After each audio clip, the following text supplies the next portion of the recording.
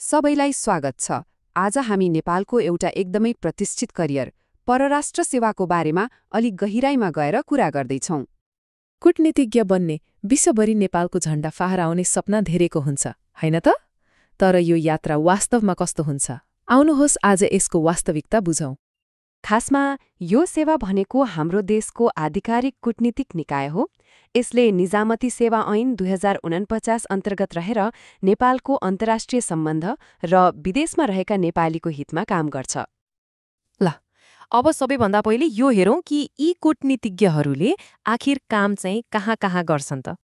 अवसरहरूको कुरा गर्ने हो भने काठमाडौँमा रहेको परराष्ट्र मन्त्रालयदेखि लिएर विश्वभरि फैलिएका दूतावास र नियोगहरूसम्म काम गर्ने मौका हुन्छ। यहाँ एउटा रमाइलो कुरा के छ भने यो सेवामा विकासको ठूलो सम्भावना छ। हेर्नुस् त, हालसालै मात्रै 100 भन्दा बढी नयाँ पदहरू थपिएका छन्, जसले गर्दा अवसरहरू झनै बढेका छन्। त्यसो भए यस्तो प्रतिष्ठित सेवामा सामेल हुन चाहिँ के गर्नुपर्छ होला? यसको बाटो के हो त? यो सेवाले नयाँ सोच भएका युवाहरूलाई खुल्ला प्रतिस्पर्धाबाट र अनुभवीहरूलाई बढुवा मार्फत दुवैलाई समेटेर एउटा सन्तुलन कायम गरेको देखिन्छ। विशेष गरी सबैभन्दा लोकप्रिय पद शाखा अधिकृतमा हेर्ने हो भने 70% त खुल्ला प्रतिस्पर्धाबाट लिइने रहेछ। भनेपछि मुख्य बाटो भनेको कडा प्रतिस्पर्धात्मक परीक्षा नै हो।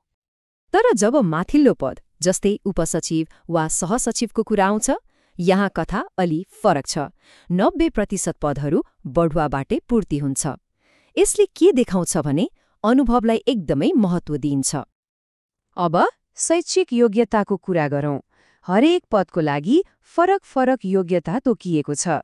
जस्तै नायब सुब्बाको लागि +2, शाखा अधिकृतको लागि स्नातक र उपसचिवका लागि स्नातकोत्तर तह उत्तीर्ण गरेको हुनुपर्छ। यदि कसैलाई आवेदन दिने सोच छ भने समयको ख्याल राख्नु एकदमै जरुरी छ। लोकसेवा आयोगको भर्ना प्रक्रियाको एउटा निश्चित क्यालेन्डर हुन्छ। सामान्यतया असोजको अन्तिम बुधबार उपसचिवको, मङ्सिरमा शाखा अधिकृतको र पुसमा नायब सुब्बाको विज्ञापन खुल्छ। ल, अब कुरा गरौं निजामती सेवामा पाइने केही आधारभूत सुविधाहरूको बारेमा। अरू निजामती कर्मचारीले जस्तै परराष्ट्र सेवाका अधिकृतहरूले पनि विभिन्न प्रकारका बिदाहरू पाउँछन्।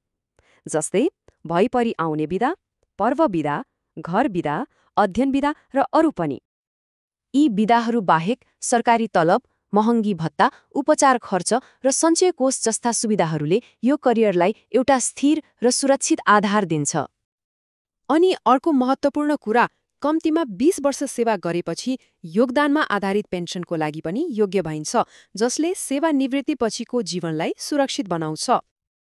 तर अब कुरा गरौं ती सुविधाहरूको जसले यो सेवालाई साँच्चीकै नै अरूभन्दा बिल्कुलै फरक र आकर्षक बनाउँछ। जब कुनै कर्मचारी विदेशमा पोस्टिङ हुन्छ, उसले पाउने भत्ताहरू अमेरिकी डलरमा हुन्छन्। यही कारणले गर्दा यो करियर आर्थिक दृष्टिकोणले पनि असाध्यै आकर्षक मानिन्छ।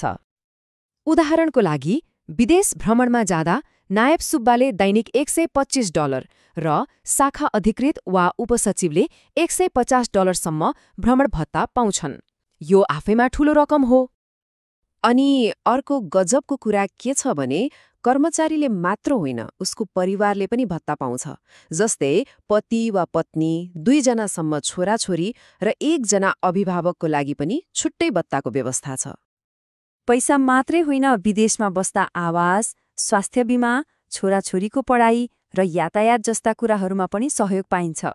यो सबै व्यवस्थाले गर्दा कूटनीतिज्ञ र उनीहरूको परिवारलाई विदेशमा बस्न एकदमै सजिलो हुन्छ। ल, यति सबै कुरा बुझिसकेपछि अब यसको सार के हो त? निचोडमा जाउँ। समग्रमा भन्नुपर्दा नेपाल परराष्ट्र सेवा एउटा यस्तो करियर हो जहाँ राष्ट्रको प्रतिनिधित्व गर्ने प्रतिष्ठा छ, कडा प्रतिस्पर्धाको चुनौती छ, देश विदेशमा काम गर्ने अवसर छ र सँगसँगै आकर्षक आर्थिक लाभ पनि छ। हामीले यो सेवाको बाटो र यसका विभिन्न पक्षहरू देखायौं। अब यो कूटनीतिक यात्रामा हिँड्ने वा नहिँड्ने त्यो त व्यक्तिगत चुनौतीको कुरा हो। एकपटक विचार गर्नुहोला।